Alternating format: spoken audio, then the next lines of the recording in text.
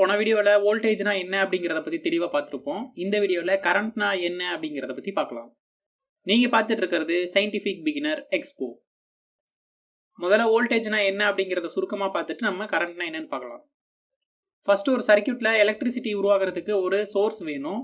உதாரணமாக நம்ம பேட்டரி எடுத்துக்கிட்டோம்னா அது அந்த எலக்ட்ரான்ஸை வந்து புஷ் பண்ணி, அதாவது அந்த எலக்ட்ரான்ஸ்க்கு வந்து எனர்ஜி கொடுக்குது. இந்த எனர்ஜியை அந்த எலக்ட்ரான்ஸ் வாங்கிட்டு போயிட்டு லோடுக்கு கொடுக்குது. இந்த லோடு வந்து இந்த எலக்ட்ரிக்கல் எனர்ஜியை வந்து வேற ஒரு ஃபார்ம் ஆஃப் எனர்ஜியா வந்து கன்வெர்ட் பண்ணிரும். தென் அந்த எலக்ட்ரான் எனர்ஜி லூஸ் பண்ணிட்டு மறுபடியும் அந்த சோர்ஸுக்கே போயிடுது. இப்படிதான் இந்த எலக்ட்ரிக்கல் ஃபீல்டுனால ஒரு குறிப்பிட்ட ஒர்க் வந்து நடக்குது. பொதுவாக மெட்டீரியல்ஸை சாலிட், லிக்விட், கேஸ் அப்படின்னு கிளாஸிஃபை பண்ணுவாங்க. எந்த ஒரு மெட்டீரியலோட அடிப்படை துகள் வந்து நம்ம ஆட்டம் அப்படின்னு சொல்லுவோம். இந்த ஆட்டம்ல எலக்ட்ரான், புரோட்டான், நியூட்ரான்லாம் இருக்கும். புரோட்டானும் நியூட்ரானும் நியூக்ளியஸா ஆட்டமோட சென்டர்ல கான்சன்ட்ரேட் ஆகிருக்கும். அதை சுற்றி எலக்ட்ரான் வந்து ஒரு பர்டிகுலர் ஆர்பிட்ல ஒரு பர்டிகுலர் எனர்ஜியோட வந்து சுற்றி வந்துகிட்டு இருக்கும். இந்த எலக்ட்ரானோட லாஸ்ட் ஆர்பிட், அதாவது வேலன்சி செல் அப்படின்னு சொல்லுவாங்க. இந்த செல்ல இருக்கிற எலக்ட்ரான்ஸ் வந்து வேலன்சி எலக்ட்ரான்ஸ் அப்படின்னு சொல்லுவாங்க. இந்த வேலன்சி எலக்ட்ரானை பேஸ் பண்ணி தான் மெட்டீரியல்ஸை வந்து கண்டக்டர், செமிகண்டக்டர், இன்சுலேட்டர் அப்படின்னு கிளாஸிஃபை பண்ணுவாங்க.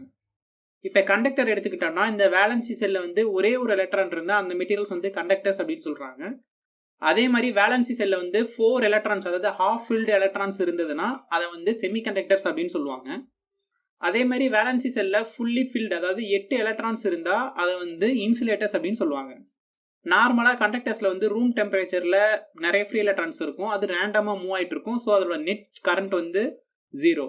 பட் நம்ம எலக்ட்ரிக் ஃபீல்டு அந்த கண்டக்டரில் அப்ளை பண்ணும்போது அந்த எலக்ட்ரான்ஸ் அந்த எலக்ட்ரிக் ஃபீல்ட்னால அட்ராக்ட் ஆகி ஒரு பர்டிகுலர் டைரக்ஷனில் வந்து மூவ் ஆகும். இதை வந்து நம்ம எலக்ட்ரிசிட்டி அப்படின்னு சொல்கிறோம்.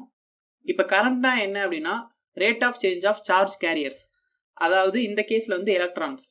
அப்போ சார்ஜ் கேரியர்ஸாக எலக்ட்ரான்ஸ் மட்டும்தான் இருக்குமா அப்படின்னு கேட்டால், நம்ம டயோடு இந்த மாதிரி விஷயத்தெல்லாம் பார்க்கும்போது அங்கே ஹோல்ஸுமே வந்து கரண்ட் கண்டக்ஷனுக்கு வந்து உதவியாக இருக்குது. அதனால நம்ம அதை பற்றி இன்னொரு வீடியோவில் பார்க்கலாம். இந்த கரண்ட்டை மேத்தமெட்டிக்கலாக எப்படி எழுதலாம்னா I = del Q divided by del T அப்படின்னு வச்சுக்கலாம். Or dQ divided by dt அப்படின்னு எழுதலாம்.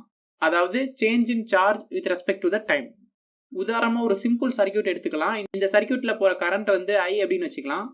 இந்த கரண்ட்டை மெஷர் பண்ணுறதுக்கு நம்ம ஒரு அம்மீட்டரை வந்து இந்த பேட்டரி அண்ட் ரெசிஸ்டருக்கு வந்து சீரீஸில் கனெக்ட் பண்ணலாம்.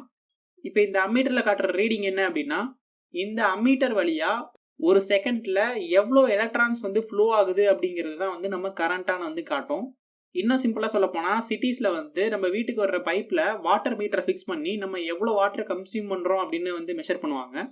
அதே மாதிரி தான் இந்த சர்க்கியூட்ஸில் எலக்ட்ரிசிட்டியை கேரி பண்ணிட்டு எவ்வளோ எலக்ட்ரான்ஸ் வந்து மூவ் ஆகுது அப்படிங்கிறத நம்ம கரண்ட்னு சொல்கிறோம். இந்த கரண்ட்டோட யூனிட் வந்து ஆம்பியர். இந்த யூனிட்டை வந்து நம்ம ஏ அப்படின்னு மென்ஷன் பண்ணுவோம். ஒரு ஆம்பியர்னா எவ்வளோ அப்படின்னா, இந்த கண்டக்டர் வழியாக ஒரு செகண்டில் ஒரு கூலும் சார்ஜ் வந்து கடந்து போனால் அதை தான் வந்து ஒரு ஆம்பியர்னு சொல்கிறோம். அதாவது ஒரு கூலுமோட வேல்யூ என்னன்னா 6.25 × 10⁻18 எலக்ட்ரான்.